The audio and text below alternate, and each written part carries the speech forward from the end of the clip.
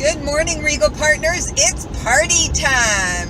Yep, this topic today is about having party. Many of you have asked for details on how to have an effective home presentation, a home party.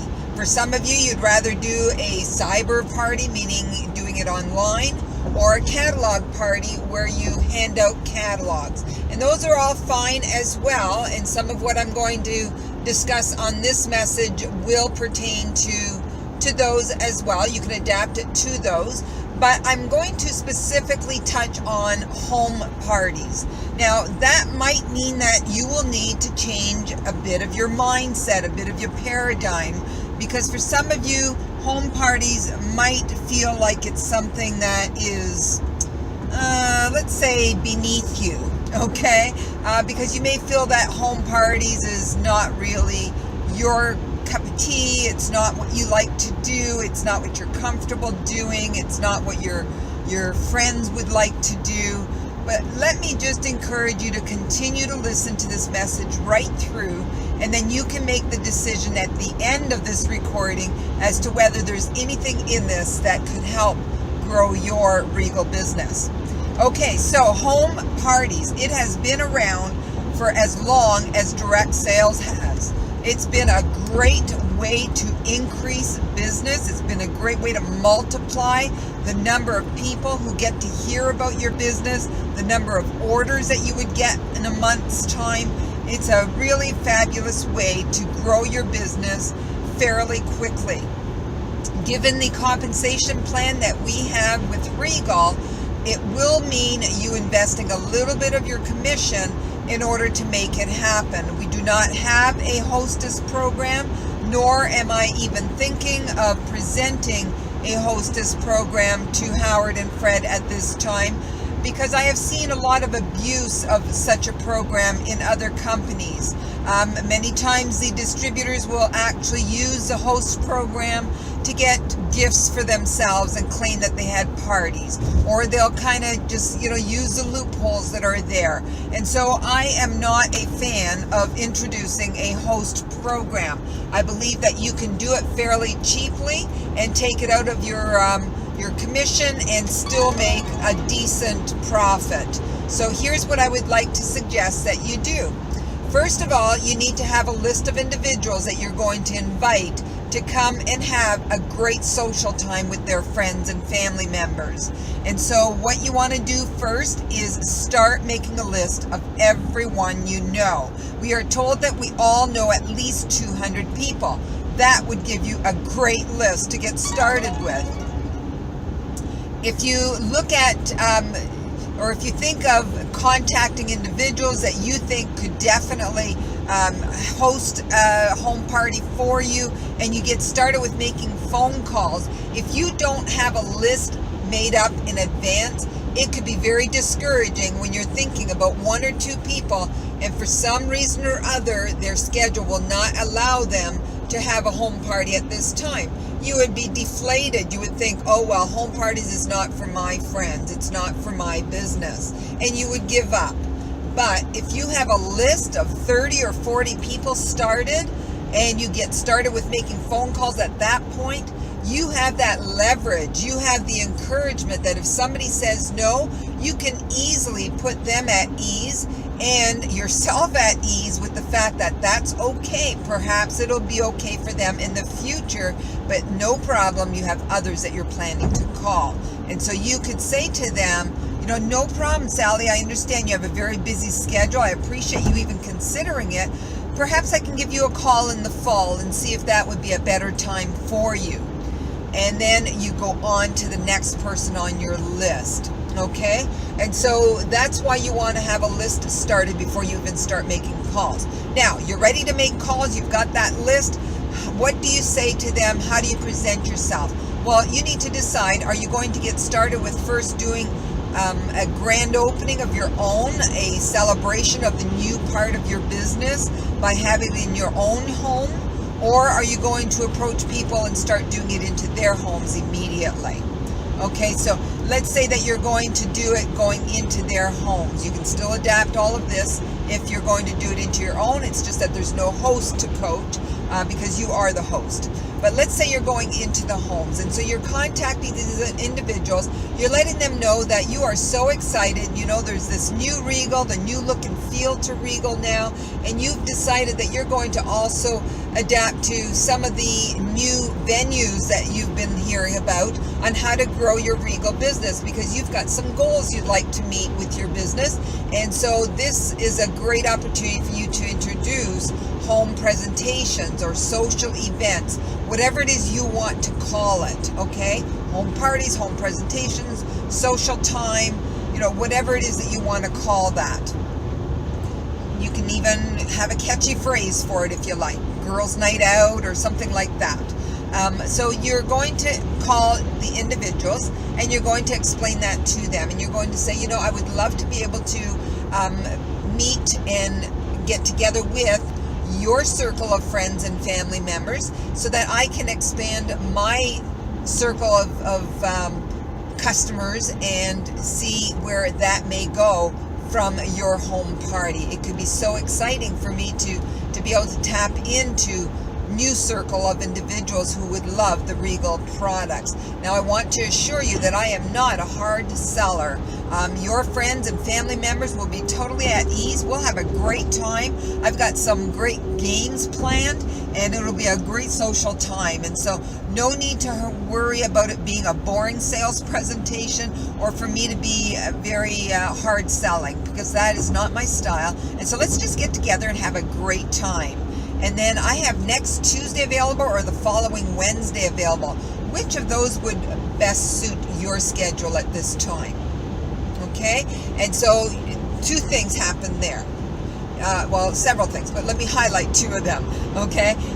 First of all, you gave them 2 dates to choose from. You didn't say, would those be okay, where it's a yes or a no answer. You want to always ask questions that require them to give an answer, as opposed to just saying yes or no. It's too easy to back out, and more than likely they will choose the no, because people have busy lives. But when you give them choices and you make it fun sounding and easy to do, there's more chance that they will choose one of the dates that you give. Or they may say, well, you know, I'm busy on both of those days. And then you can suggest another date, or you can ask them, so tell me, what day of the week would be best for you and your friends? And then you give them a date that you have according to the day of the week that they're suggesting. Okay? So the other thing that's happening there is that you are letting them know that you are not a hard seller. It's going to be a fun time. You're going to play some games. It's going to be a social time, a great time for them to come together in the summer. And so everyone loves to meet up in the summer. What a great time to get started with home parties. So don't think in terms of, oh, well, I'll just wait until the fall because everybody's busy in the summer. No, everyone comes out of the woodwork in the summer. They're finished hibernating over the winter, and they're anxious to get together with friends and family. So why not turn it into a Regal barbecue, or a Regal pool party, or a Regal outdoor backyard party, or even an indoors great social time. You know, whatever it is, a wine and cheese, or, you know, dessert and tea and coffee, whatever it is that works best for your host and for yourself. Okay? So you want to make sure that you've got some of that planning in place so that you can be explaining some of that to them and make it sound like it's going to be a great night for them and their friends. Encourage them to get together. You know, summer is a great time for people to get together. They love to socialize, and you have a beautiful yard to do that in, you know, whatever it is that you want to say to them. Okay, so what else do you need to know? Well, your party is going to be a success when you have your host working with you, when you have her supporting you, her or him, supporting you in this social event. And so you want to spend some time with the host, coaching them on what to do, what not to do. You want to keep refreshments very simple so that those who are at the party don't think, oh wow, she did such a big splash, I could never do that. Okay? You want it to be simple enough that others will say, wow, this was so much fun and it was so easy to put together. Mary just had a few finger foods and coffee and tea. I can do that, okay? And so you want to make sure that she's keeping it simple. You also want to coach her on what to say to the guests. Make sure that she's presenting it as a fun, social time. They haven't gotten together for a long time. Let's have a girls' night out, or let's have a, spouses included, have a great, family time, whatever it is that she would like to make that. So you find out what kind of an event would you like to make this, and then coach her on what to say when she's inviting individuals. Now you may want to also coach her on the fact that if they are not able to attend, that they could host one themselves, and would they be interested in introducing Regal to their friends, okay? You may also coach her on having some catalogs on hand so that those who cannot attend, she can get a catalog to them so that they can place an order, and that could still help to increase her sales.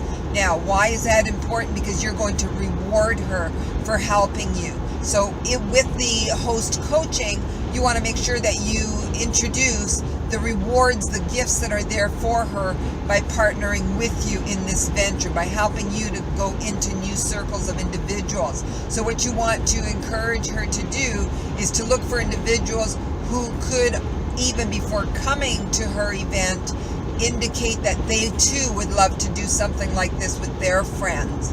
And then she comes prepared with that, and you can even get additional people, but she would be rewarded for having, let's say, X amount of dollars in sales and 2 bookings. I'm sure that you've been to parties where that's the kind of incentive, so you can create whatever incentive it is that you want to have. Now, I mentioned having games. That's really simple to organize. Just go on the internet, find some sources there about parties, home party games, things like that, and make it simple enough but very fun. And then pick up some items at the dollar store. You can pick up some really nice things at the dollar store. Some nice mugs, some notebooks, some fridge magnets, all kinds of things that make it fun as you're having the game, and you just give these things out. Have them in a gift bag that they reach in, they don't know what they're getting, and out pops a little gift, okay? And so you could do something like that, and as cheaply as just $1 per gift. Now for the host, you want to do something that's Regal. And so what is it in the catalog that you like to do?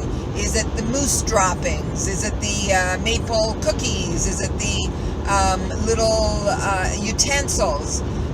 What is it? But you don't need to spend a whole lot of money. For the host to do, let's say, $200 in sales and 2 bookings, you could give her a gift that would cost you somewhere around $4, $5, $6 with your commission taken off of that. Okay, so think of it. What is it that you would want to reward your host with? Make it attractive enough.